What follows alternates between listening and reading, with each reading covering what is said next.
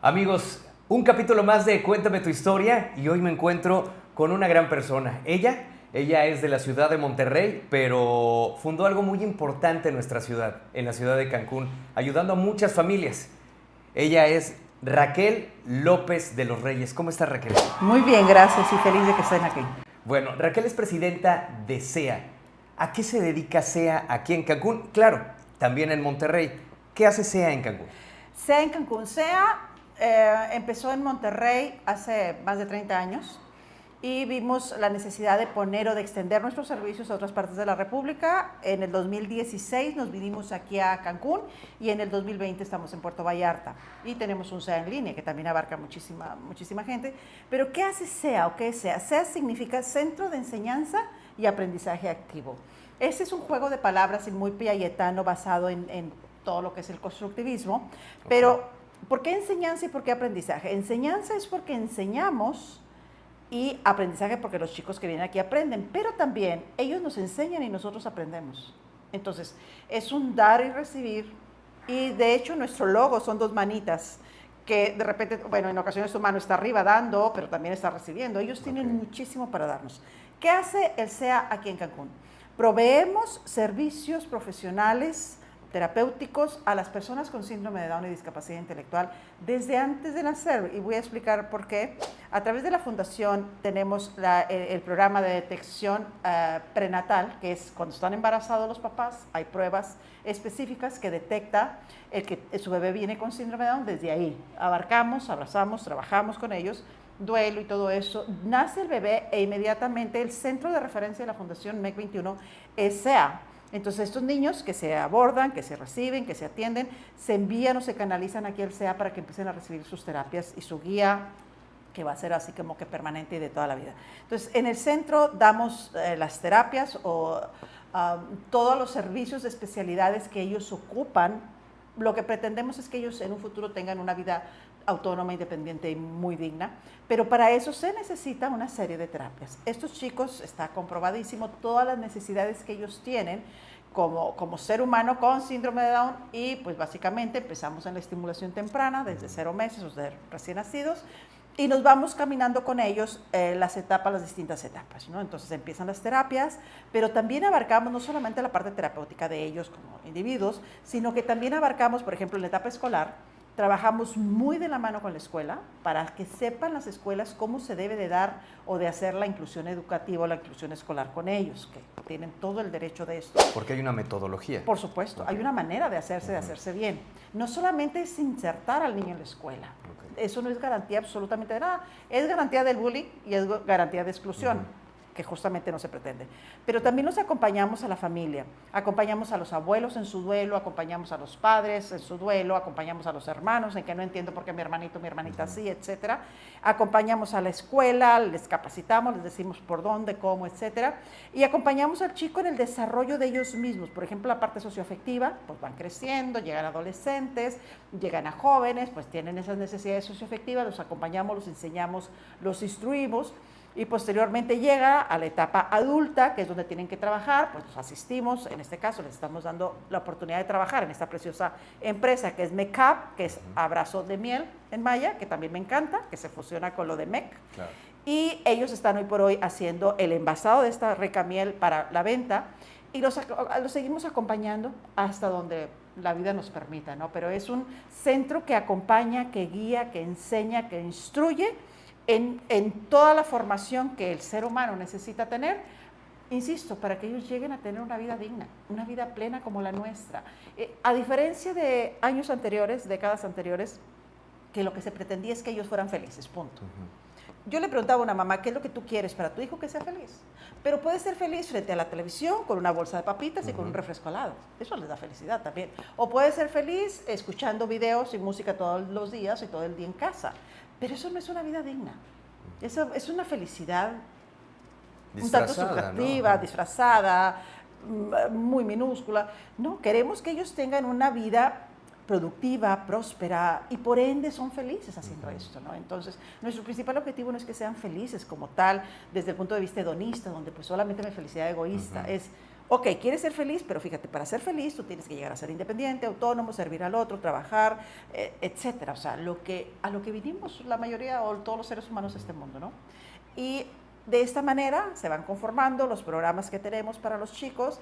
Y bueno, pues lo único que pedimos es que la gente, la sociedad sepa que aquí estamos constituidos desde hace 6, 7 años y que estamos esperando a los chicos que andan por ahí, que todavía no están con nosotros, para que vengan y se beneficien de todos estos preciosos programas que tenemos para ellos y que no se preocupen por la cuestión económica, porque sí, somos una institución privada, ciertamente, papá gobierno no nos patrocina nada, claro. Somos una institución privada, pero uno de nuestros lemas es que el dinero no es motivo para que el niño no esté aquí, para que el niño no se beneficie de todos estos programas, ¿sí? Entonces, la parte económica nunca va a ser motivo para que el chico no entre. ¿Qué hacemos? Hacemos estudio socioeconómico, vemos la cantidad o la cuota que el papá puede pagar y bueno, pues esa será el corresponder al servicio que se da a este chico. Unos más, unos menos, ¿no? Así es, pero a todos les va a costar esfuerzo, les va a costar traerlo, les va a costar hacer las tareas que las maestras dejan, los terapeutas, tiempo, etcétera. Pero ¿qué nos daríamos por un hijo? Claro. Entonces, yo creo que eso y más, ¿no? Eso y más. Y más si queremos que con esta condición puedan ser lo más independientes posibles, por ¿no? Supuesto. Porque un día no va a estar mamá y papá, ¿no? Totalmente. Justamente ayer daba una conferencia acerca de para cuando nosotros no estemos, preparándolos para la vejez, que es un área que me tocaste un punto muy importante, es un área que nadie está trabajando, sobre todo en México. ¿Qué vamos a hacer? ¿Qué van a hacer ellos, mejor dicho, cuando llegue la vejez? Llegue ya la improductividad, porque ya no van a tener, es como el que se jubila aquí en México, ¿no? Y que los papás ya probablemente no estemos. ¿Qué estamos dejando para que ellos estén bien, como han estado el resto de la vida, pero cuando los papás ya no están? ¿Qué va a pasar con ellos? Yo creo que depende mucho de las bases, ¿no? Totalmente. Entonces, se está apostando muchísimo por una educación sostenida y continua. No es que y educación no significa que ellos van a ser alumnos eternos, no. La educación significa que siempre, lo maravilloso de esto es que siempre pueden seguir aprendiendo. Entonces, ellos necesitan tener contacto con instituciones, contacto con amigos, contacto con la sociedad, para poder seguir aprendiendo justamente esto y que no se vayan deteriorando cognitivamente, que es algo que puede suceder. No hay llegas a los 30 años y ya se acabó, ¿no? No hay, o sea, pero tampoco en nosotros. Yo acabo de terminar otra maestría más hace 6 meses atrás. Felicidades. Estaba feliz por hacerlo, gracias. Pero no me jacto, sino digo, wow, qué padre tener posibilidades de seguir aprendiendo. De que yo continúe, ¿no? Sí, de o sea, aprendizaje continuo. Así es, entonces ellos necesitan lo mismo. Pero muchas veces los papás, por ignorancia, porque no sabemos o no queremos, cortamos, decimos, pues ya camina, ya come solo, ya se baña solo, ya terminó. Cuando apenas se está construyendo la vida. Cuando apenas la vida empieza. Claro. Entonces, esto no termina hasta que terminemos, pero de vivir. Claro. Bueno, eso es ESEA, a eso se dedican. Pero este proyecto inicia en Monterrey. Ahora, Raquel, tú naces en Monterrey. No, yo nazco en Coahuila, en el norte de Coahuila, pero como buena persona que migra para ir a estudiar, como millones de ¿Tu familia jóvenes, se quedó en Coahuila? Mi familia se quedó en Coahuila, pero empezamos a emigrar, los hermanos mayores que yo ya estaban estudiando también en Monterrey en las universidades, y pues se llega mi tiempo de terminar preparatoria y pues también emigro para ir a estudiar. ¿Cuántos hermanos tienes? Nosotros éramos 10 hermanos, de los cuales éramos una familia muy numerosa, digo éramos porque algunos ya fallecieron, pero mi madre y mi padre tuvieron la bendita ocurrencia de tener 3 pares gemelares, entonces somos muchos por eso. Sí. Ok. ¿Y entonces tú decides ir a Monterrey? Sí. ¿O te deciden? No, decido a pesar de mis papás, porque era la primera mujer que emigraba, estaban mis hermanos varones en Monterrey, 2 de ellos, y yo terminé prepa y decía, yo tengo que seguir. Entonces, la carrera de psicología estaba en Monterrey. ¿Estudiaste psicología? Así es, soy psicóloga. ¿Te vas de Coahuila? Me voy de Coahuila a Monterrey a estudiar. ¿Y fue complicado o no? Complicado como cualquier foránea que ya no tiene papá y mamá a su lado. Como cualquier foránea. Pero estaban tus hermanos, ¿no? Vivía con mi hermano estaba entre estudiando y trabajando, no nos veíamos casi nunca, pero te digo, fue complicado por el hecho de aprender a cómo se vive sola y cómo todo lo que hagas va a depender de ti, todo lo que necesitas va a depender de ti, ya no hay quien te lo provea. Claro. Y además el lidiar con una ciudad enorme de la que tú no tienes conocimiento, ese monstruo que te comía, pero que sin embargo tenías tú que sobreponerte y seguir y seguir y seguir. ¿Te queda muy lejos la universidad de tu casa? No quedaba lejos, pero como millones de personas que abordábamos un camión para ir a la universidad, así. Entonces, si yo pensaba, si los demás lo pueden hacer, yo también. O sea, ¿Y alguna hay que vez hacerlo. cuando estuviste en la carrera de psicología pensaste que llegarías a este punto? Jamás lo vislumbré. De hecho, muchos años después viene un recuerdo que lo había olvidado, que ahí estaba guardado. En una de las materias de noveno semestre, ya finalizando, no sé por qué, dijeron, ¿cómo se ven ustedes en un futuro? Y me acuerdo que nos invitaron a hacer, era una exposición individual, y que cada quien lo llevara, pero nada más lo explicara, sino, acuérdense que no había internet, estoy hablando de la década de los 80s, 83, por allá. Expon con dibujos lo que quieras llegar a ser. Y yo me acuerdo que me dibujé como mamá con hijos y como mujer profesional. Yo me acuerdo que yo puse un portafolio como haciendo la asociación de profesional, de trabajar. Entonces yo me veía trabajando en casa y trabajando fuera de casa, pero nunca haciendo esto, lo que hago. Lo que pasa es que yo no pretendía, pero ni tantito así dedicarme a eso. Mi amor platónico, mi amor oculto y mi amor reprimido es el psicoanálisis. Yo amo todo esto. Pero, pues ya sabes, a Dios se le ocurre mandarme el primer hijo con síndrome de Down. Okay. Entonces me quedó muy claro lo que debía hacer y no lo que quería hacer. ¿Cuántos hijos tienes? Claro. Tengo 3 hijos, de los cuales el mayor es Abraham, que nace con síndrome de Down. Y por eso es que bueno, Dios sí conocía mi futuro, yo no, y si me lo hubiera preguntado hubiera hecho no, paso. Pero gracias a Dios que Dios no pide ni permiso ni opinión. Entonces, el hecho de nacer Abraham con discapacidad intelectual, con síndrome de Down, me quedó muy claro lo que tenía que hacer. Primero con él y posteriormente, bueno, se fue dando lo demás. Pero fue inmediatamente que nace Abraham y con su condición, ahí te diste cuenta que tenías que... Tenía que hacer algo para él. ¿Algo? Tenía que hacer algo para él. No, o sea, lo viste como mamá. Lo vi como mamá, obviamente, porque aunque en la facultad tuve materias de eso, estuve haciendo prácticas propedéuticas, 3 semestres estuve en una escuela de educación especial con síndrome de Down.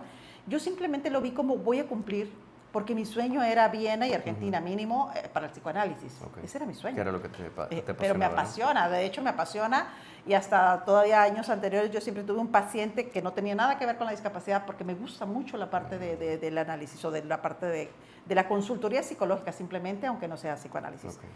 Pero sí sabía que primero era mi hijo. Ante todo y ante mí misma, primero era mi hijo. ¿Y allá en Monterrey recurriste a alguna institución, algo? Estamos hablando de la década, Abraham nació en el 86, que inmediatamente tuve que acudir a buscar apoyo, instituciones.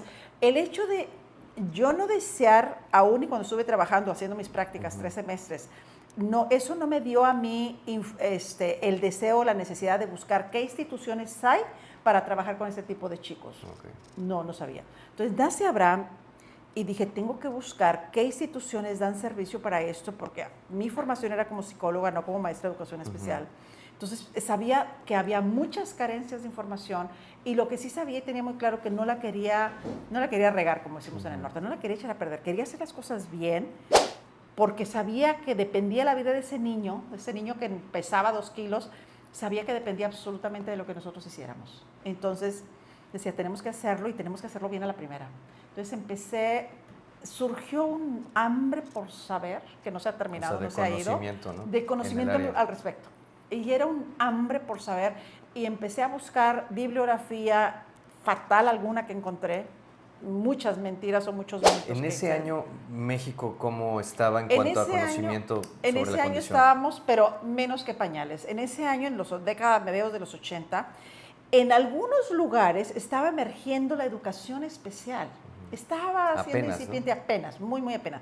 No se hablaba absolutamente de educación inclusiva, en aquel entonces integración escolar, no se hablaba absolutamente nada, pero yo sabía que mi hijo no sabía nada de educación, pero sí sabía que yo no quería educación especial para él, pero tampoco sabía entonces qué, porque no había inclusión educativa, no existía eso. Te digo que estaba muy de boga la educación especial, pero en su máximo esplendor estaba floreciendo de una manera impresionante en México, pero algo a mí me decía que por ahí no era.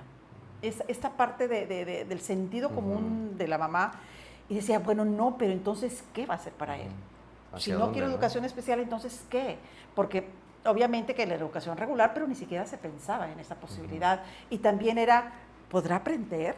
había muchísima ignorancia, muchísimas dudas, pero tampoco era un tema que estuviera investigado y que dices, bueno, pues como no tengo el libro, no he leído. No había. No era un tema que les interesara estudiarlo tanto, ¿no? No había investigación y estudios hacia esa población, no había. Yo recuerdo que consultaba a varios autores y eran catastróficos lo que ellos decían y eran los que escribían.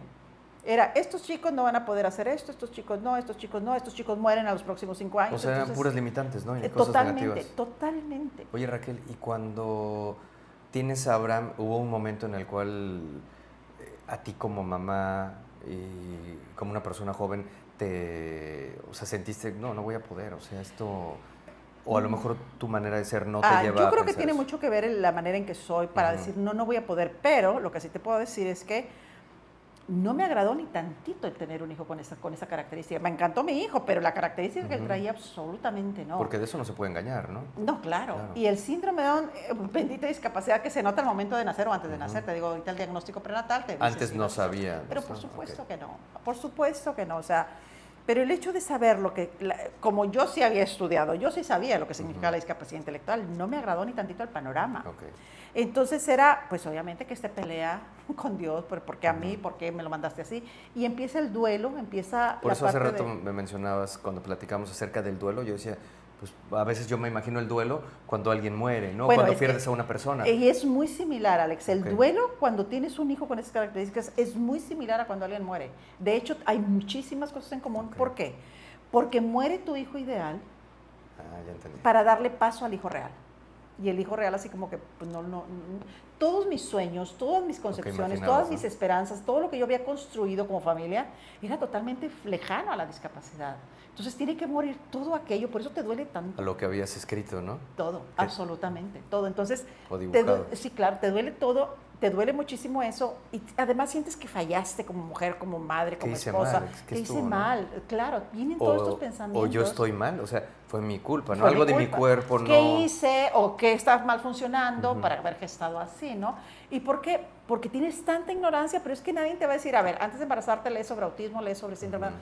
No, absolutamente nadie. Entonces llega el hijo y empieza así como que te pesca, pero con una ignorancia, que eso es lo que es muy notable, pero el hecho de no tener al hijo que tú esperabas. Ahí empieza el duelo. Empieza un dolor o es un dolor y las etapas del duelo van pasando tal y cual las describe, tal y como se han escrito. Y es muy similar a cuando un familiar muere. Constante, muy parecida. La negación, el enojo, el coraje, la vergüenza, la resignación, la aceptación y va. Sí, o sea, igualito. Y esas etapas que ahorita mencionaste en segundos, pero esas etapas duran años. Bueno, cuando una persona tiene una autoestima sana y todo esto es alrededor de 6 meses, entre 6 y 8 meses, es normal que pases todo esto. Ya cuando se prolonga más de 8 meses, ahí sí hay que buscar ayuda psicológica porque algo no está haciendo tu psique, que necesitas ayuda para fortalecerte y para emerger como un nuevo ser humano, ¿no? Y Raquel, ¿y cómo te fue en el lado familiar o de pareja? En el lado de pareja, mi marido inmediatamente es otra concepción, es otra manera de verlo, aunque los dos vivimos el duelo, pero yo creo que la parte de ser el varón, el responsable de la manutención, vamos a decirlo así, hace que piensen y que el chip sea un tanto diferente, decir, ok, ¿qué tenemos que hacer? Y no se dan permiso de estarse lamentando, quejando, que la mujer sí lo tendemos a hacer en ocasiones, la mayoría de las veces, pero él es, ok, es mi hijo y le entro al toro y ahora ¿qué vamos a hacer? Bueno, ¿por dónde vamos a tu hacer? esposo. Mi esposo. Pero en muchas ocasiones, y lo platicábamos hace ratito, claro. Cuando nos conocimos, que muchas veces el papá abandona. ¿No? El papá se asusta tanto que se vuelve un ratoncito asustado y que mejor huye porque no sabe cómo enfrentar eso. Y eso es terrible, dejar a una mamá con un paquete así, eso es terrible. Sí, de por sí. Sí, de por sí ya la discapacidad. Ya tienes un duelo con tu hijo o tu hija y ahora agregarle encima que tu pareja te abandone. Sí, entonces eso es terrible. Abandono aparte, ¿no? Sí, es un doble abandono. ¿Y tu familia te apoyó? O sea, sí, claro.